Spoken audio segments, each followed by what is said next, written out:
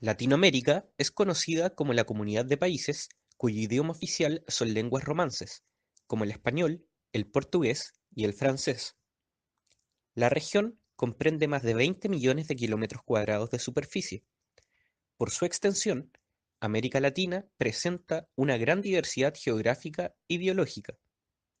En ella se encuentran prácticamente todos los climas del mundo y es el hogar de numerosas especies animales y vegetales.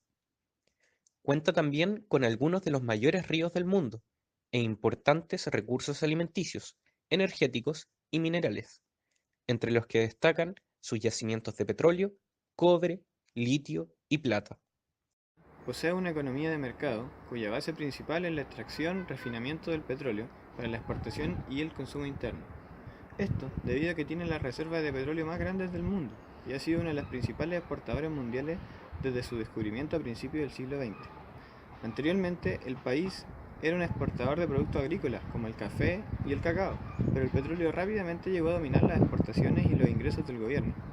El lema de sembrar el petróleo ha modernizado la economía tradicional en un contexto en el que ellos habrían de conducir con cuidado la administración de la renta y de los cambios. Sintetizó una versión del nacionalismo petrolero que controlaría la política estatal entre la década de 1930 y 1945.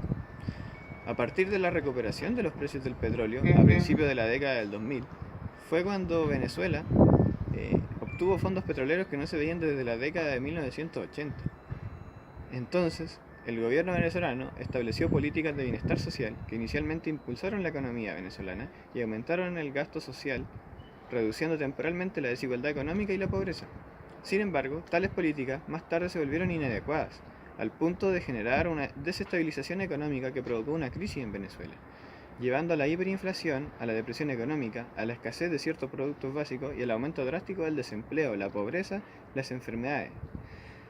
Por ello, es que el crimen, la mortalidad infantil y la malnutrición siguió aumentando. Hoy en día, el país se encuentra dividido en 23 estados. Uno de ellos es el estado de Zulia, ubicado al extremo noroccidental del país y que posee como principal característica la existencia del lago Maracaibo, lugar con una riqueza petrolífera única. Es el mismo estado donde se encuentra la mayor cantidad de descendientes del pueblo añú, con tal de 11.000 personas según el Banco de Datos de la Legislación Indígena aproximadamente. El pueblo añú posee una relevancia histórica para Venezuela, ya que es el origen del país del nombre del país y es uno de los primeros pueblos que experimenta el contacto con los españoles, eh, siendo que los exploradores al ver los palafitos añú hicieron la relación con Venecia. La economía de los añú es a través del sustento de la pesquería, fuente principal del sustento familiar. Este trabajo lo realizan los hombres y se transmite de padres a hijos. Otra fuente de ingreso lo compone la que obtiene la mujer mediante el corte de la enea para luego tejerla. Podemos observar que el lago Maracaibo tiene un ecosistema específico que sirve a la explotación familiar en la economía ñu. Entonces, a partir de esta tensión que existe entre los indígenas del lago y la extracción petrolera estatal, nosotros nos preguntamos de qué manera la extracción petrolífera realizada en el lago Maracaibo afecta las relaciones sociopolíticas entre el Estado venezolano y los pueblos indígenas, principalmente el añú, que habita en el lago Maracaibo.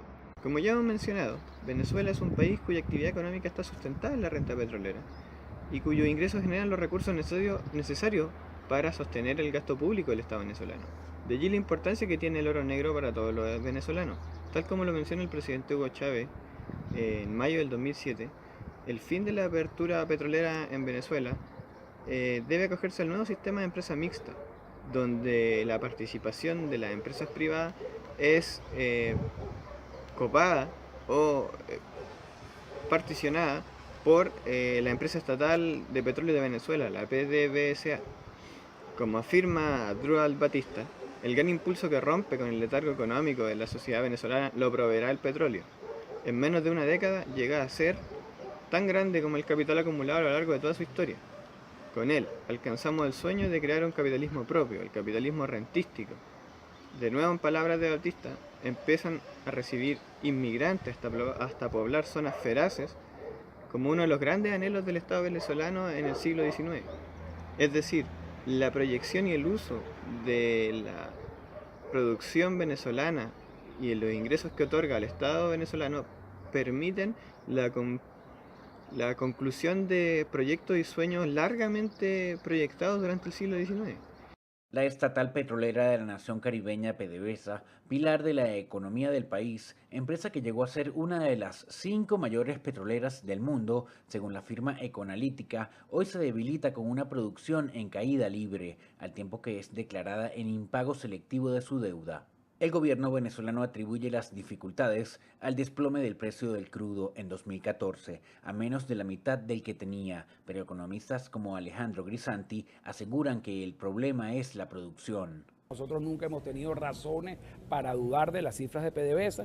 Las cifras de PDVSA lo que nos reflejan ahorita es una caída en la producción petrolera en los últimos 3 años de 650.000 barriles, es decir, la producción viene cayendo en más de un 25%.